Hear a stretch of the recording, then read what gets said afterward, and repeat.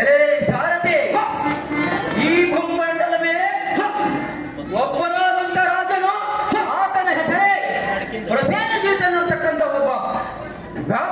ಒಬ್ಬ ಕೋಡಿ ರಾಜನು ಈ ಭೂಮಂಡಲವನ್ನು ತನ್ನ 16 ರಾಜ್ಯಗಳನ್ನು ಕುಬ್ಜದಲ್ಲಿಟ್ಟುಕೊಂಡು ವಿಪರೀತವಾಗಿ ದಾಳಿ ಮಾಡುತ್ತಿರುವನು.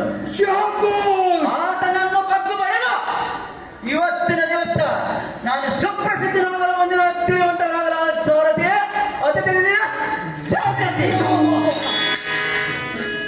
ಅಜಾತ ಶತ್ರುವಿಗೆ ಅಜಾತ ಶತ್ರುವಿಗೆ ಅಜಾತ ಶತ್ರುವಿಗೆ ಸ್ವಾಮಿ, ತಾವು ಬಂದ ಕಾರ್ಯವನ್ನು ಮುಗಿಸಿಕೊಂಡು ಹೋಗಿರುವಂತವರಾಗಿದೆ.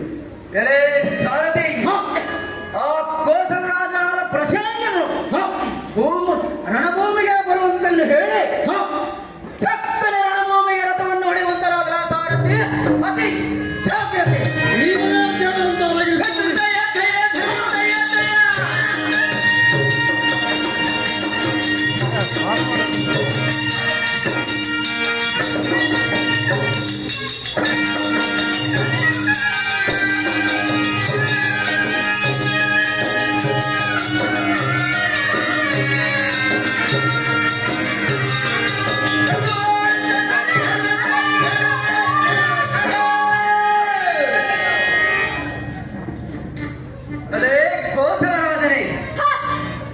ನೀನು ಇಡೀ ಭೂಮಂಡಲವನ್ನು ಆರಿಸಿ ನಾನು ಇವತ್ತಿನ ದಿವಸ ಅತಿರಥ ಮಹಾರಥಿಯನ್ನು ಕರೆದುಕೊಂಡು ಬಂದು ಅಕ್ಷಾಣಿ ಸಾಯಿನ ನನ್ನ ಜೊತೆಯಲ್ಲಿ ನನ್ನ ಜೋಡಿ ಪ್ರಲಾಪ ಮಾಡಬೇಡ.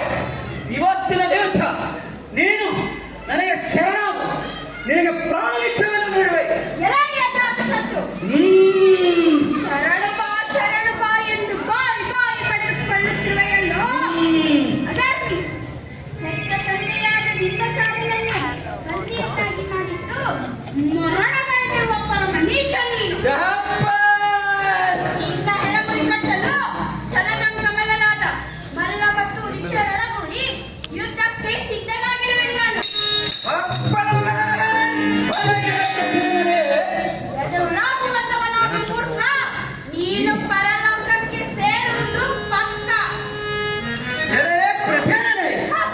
ಧರ್ಮಗಳ ಬಗ್ಗೆ ನನಗೆ ಪಾಠ ಹೇಳಲು ಬಂದಿರುವೆಯ? ನೀನು ಸಹಸ್ರಾರು ಹೆಣ್ಣುಗಳ ಮೇಲೆ ಚಂಡಾವಾದಂತ ಮೂಡನೇನು ನನಗೆ ಧರ್ಮದ ಬಗ್ಗೆ ಪಾಠ ಕಲಿಸಲು ಬಂದಿರುವ ವಿವೇಕಿ, ನಿನ್ನನ್ನು ಬಂದು ಯುದ್ಧಕ್ಕೆ ಸಿದ್ಧನಾಗು, ನಿನ್ನನ್ನು ಹೆಡಿ ಹಿಡಿದು ಕಟ್ಟಿ ಈ ಪಾತಾಳಕ್ಕೆ ಹೊತ್ತುತ್ತೇನೆ. ಆಮೇಲೆ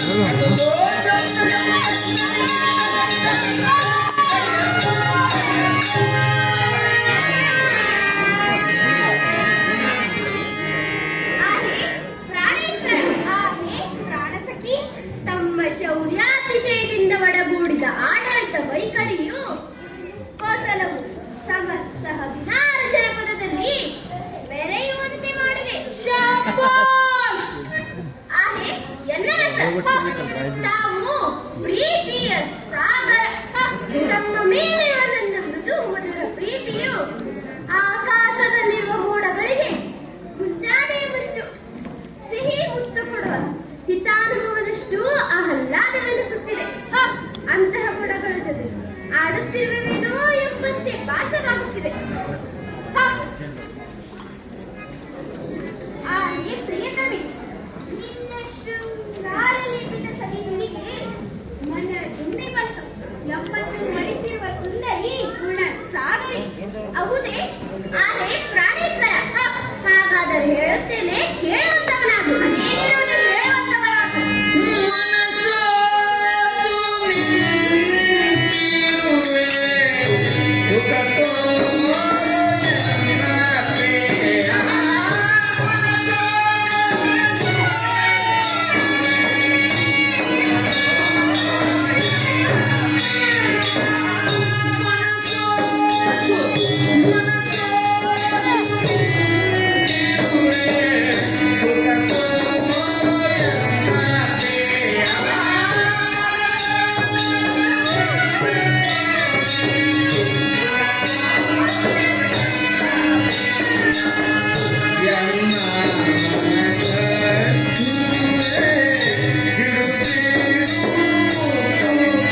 Yeah.